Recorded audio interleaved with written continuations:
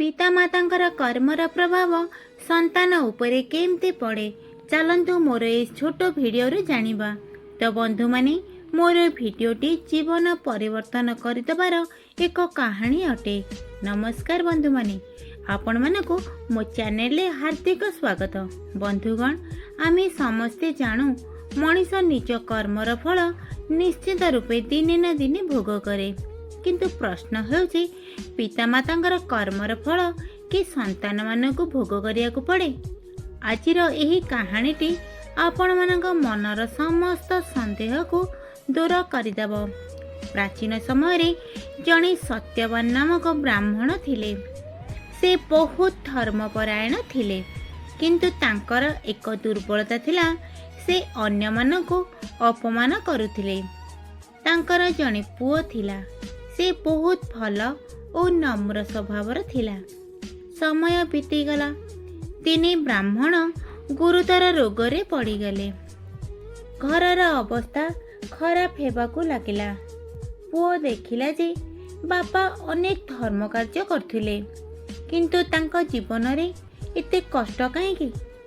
ତାଙ୍କର ମନରେ ଏକ ପ୍ରଶ୍ନ ଉଠିଲା।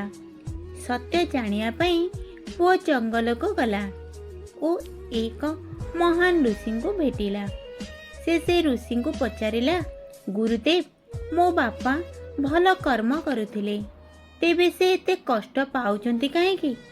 ଋଷି ହସି ହସି କହିଲେ, ପୁତ୍ର, କର୍ମ କେବେ ବ୍ୟର୍ଥ ଯାଏ ନାହିଁ। ତୁମ ବାପା ଭଲ କାମ କରିଥିଲେ, କିନ୍ତୁ ଅନ୍ୟମାନଙ୍କୁ ଅପମାନ କରିବାର ପାପ ମଧ୍ୟ କରିଥିଲେ। ଋଷି କହିଲେ, ଉଦାହରଣ ଧର, ଗୋଟିଏ ବୃକ୍ଷ ଫଳ ଦେଉଛି, କିନ୍ତୁ ତାହାର ଛାୟା ତଳେ ସେ କାହାକୁ ବି ବସିବାକୁ ଦେଉନାହିଁ।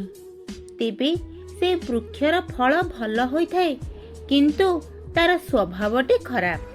ଋଷି କହିଲେ, ତୁମେ ଜୀବନରେ ଆଗକୁ ବଢ଼। ତୁମ କର୍ମ ତୁମକୁ ଉପରକୁ ଉଠାଇବ, କିନ୍ତୁ ତୁମ ବାପାଙ୍କ କର୍ମର ପ୍ରଭାବ ତୁମ ଉପରେ ନିଶ୍ଚିତ ରୂପେ ପଡ଼ିବ। ତାପରେ ପୁଅ ଘରକୁ ଫେରି ବାପାଙ୍କର ବହୁତ ସେବା କଲା ଓ ସବୁବେଳେ ନମ୍ର ଭାବରେ ରହିଲା। ଧୀରେ ଧୀରେ ଘରର ଅବସ୍ଥା ଭଲ ହେବାକୁ ଲାଗିଲା। ବାପାଙ୍କ ରୋଗ ମଧ୍ୟ ଠିକ୍ ହେବାକୁ ଲାଗିଲା। ତ ବନ୍ଧୁମାନେ, ଏଠାରେ ଗୋଟିଏ ଗଭୀର ସତ୍ୟ ଅଛି। ପିତାମାତାଙ୍କର କର୍ମ ସିଧାସଳଖ ସନ୍ତାନମାନଙ୍କୁ ମିଳେ ନାହିଁ, କିନ୍ତୁ ତାଙ୍କର ପରିବେଶ, ସଂସ୍କାର ଓ ଅଭ୍ୟାସ ମାଧ୍ୟମରେ ଅନେକ ପ୍ରଭାବ ପଡ଼େ।